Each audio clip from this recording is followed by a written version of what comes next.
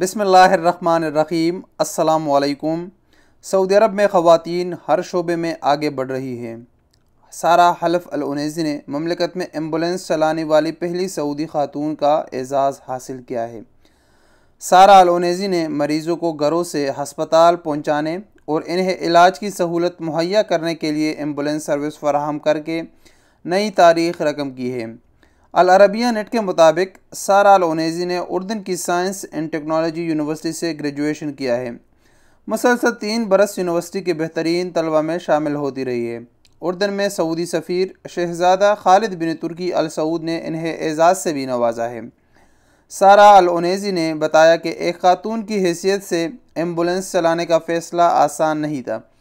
ये फ़ैसला करने में कोरोना वबा से माशरे को निजात दिलाने के जज्बे ने मदद दी। यही वो लम्हा था जब एम्बुलेंस चलाने का फ़ैसला किया। हम वतनों की तरफ से मुझे पज़ीरियाई मिली। हुब्बुल वतनी के जज्बे से सरशार होकर ये खिदमत अंजाम दे रही हूँ। सऊदी खातून ने यह भी कहा कि इससे पहले सऊदी अरब में कभी किसी खातून को एम्बुलेंस चलाते हुए नहीं देखा था।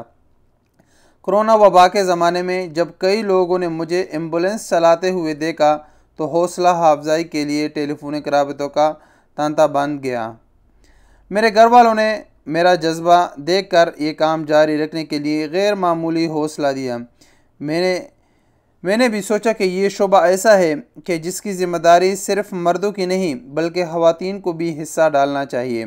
सारा अल उनैसी ने बताया कि हमारी क़यादत ज़िंदगी के हर शोबे में ख़वातीन को अपने कदमों पर खड़े होने के लिए सरपरस्ती कर रही है।